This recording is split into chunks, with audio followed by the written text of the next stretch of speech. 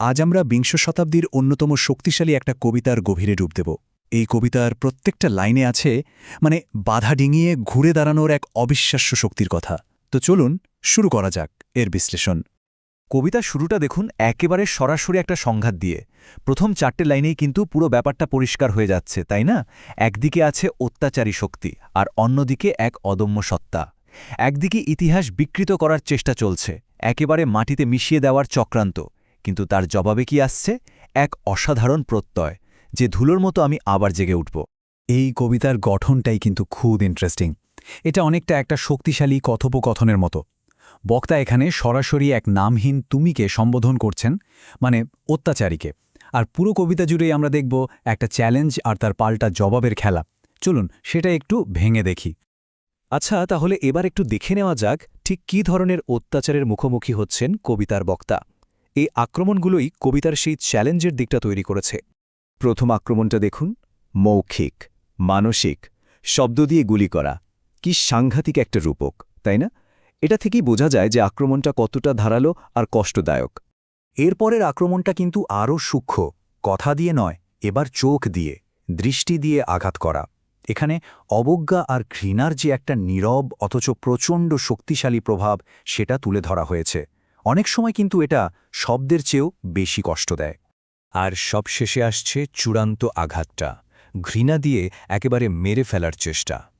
শব্দ, দৃষ্টি আর ঘৃণা, এই 3টে মিলে একটা নিরন্তর আক্রমণের ছবি তৈরি করছে, যার একটাই উদ্দেশ্য, বক্তার অস্তিত্বটাকেই শেষ করে দেওয়া। এখানে খুব গুরুত্বপূর্ণ একটা প্রশ্ন তোলা হয়েছে। অত্যাচারী লক্ষ্যটা তাহলে কি? শুধু আঘাত করা? না, লক্ষ্য হল বক্তার আত্মাকে পুরোপুরি ভেঙে দেওয়া, তাকে একটা নতজানু, পরাজিত, দুর্বল অবস্থায় দেখা। কিন্তু প্রশ্ন হল, তারা কি সেটা পেরেছে? একদমই না। কারণ এই সব আক্রমণের জবাবে দুর্বলতা দেখানো হয় না, বরং প্রকাশ পায় এক অটল, বিদ্রোহী আত্মমর্যাদাবোধ। চলুন এবার সেই জবাবের শক্তিটা দেখি, যা এই কবিতাকে এত অসাধারণ করে তুলেছে। এখানে অত্যাচারীর প্রশ্নটা বেশ মজার। আমার এই বেপরোয়া ভাবটা কি তোমাকে অস্বস্তিতে ফেলছে? এর জবাবে বক্তার উত্তরটা কিন্তু আরও অসাধারণ। এমনভাবে হাঁটার কথা বলা হচ্ছে যেন বসার ঘরেই তেলের খনি চলছে। ভাবা যায়?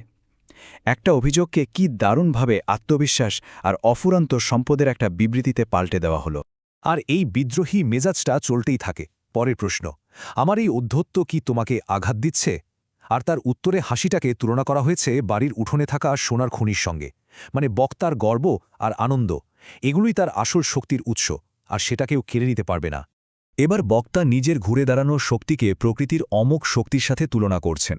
চাঁদ, সূর্য বা সাগরের জোয়ারের মতো তার এই জেগে ওঠাও ততটাই নিশ্চিত, ততটাই অপ্রতিরোধ্য।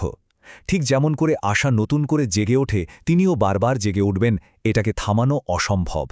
আর এখন কবিতাটা একটা ব্যক্তিগত লড়াইয়ের গণ্ডি পেরিয়ে একটা সম্মিলিত ঐতিহাসিক উত্তরণের দিকে যাচ্ছে। এটা আর শুধু একজনের গল্প থাকছে না, বরং হয়ে উঠছে প্রজন্মের পর প্রজন্মের কষ্টের ওপর বিজয়ের এক বিশাল আখ্যান। এই 4টে ধাপ দেখুন, কি অসাধারণ একটা যাত্রার ছবি, তাই না? ইতিহাসের লজ্জার কুঁড়েঘর থেকে শুরু, তারপর যন্ত্রণাময় অতীত পেরিয়ে ভয় আর আতঙ্কের রাত পেছনে ফেলে এক আশ্চর্য সুন্দর, পরিষ্কার ভোরের দিকে এগিয়ে যাওয়া।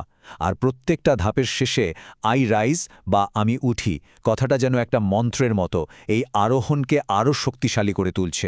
এখানে একটা গভীর রূপক ব্যবহার করা হয়েছে। বক্তা নিজেকে তুলনা করছেন এক বিশাল, উত্তাল, অপ্রতিরোধ্য কালো সমুদ্রের সঙ্গে। এটা একটা সম্মিলিত শক্তির প্রতীক। এই সমুদ্রকে যেমন বেঁধে রাখা যায় না, ঠিক তেমনি এই জনগোষ্ঠীর আত্মাকেও দমন করা সম্ভব নয়। কবিতার একেবারে শেষের দিকে এসে এই জেগে ওঠাটা আর শুধু নিজের থাকছে না, এটা হয়ে উঠছে পূর্বপুরুষদের দেখা স্বপ্ন আর আশার বাস্তবায়ন।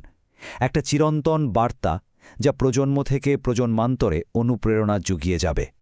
আর এটাই সম্ভবত কবিতার সবচেয়ে শক্তিশালী বক্তব্য। এখানে ব্যক্তিগত অস্তিত্বটা একটা গোটা জনগোষ্ঠীর আশার প্রতীক হয়ে উঠছে।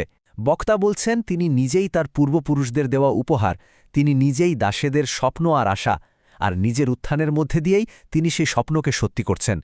আমি উঠি, আমি উঠি, আমি উঠি। তাহলে শেষ পর্যন্ত প্রশ্নটা এটাই থেকে যায়, ঠিক কোন জিনিসটা একটা কণ্ঠকে এত শক্তি দেয় যে সে সমস্ত বাধা পেরিয়ে বারবার জেগে উঠতে পারে? এ ভাবনাটা সবার জন্য রইল।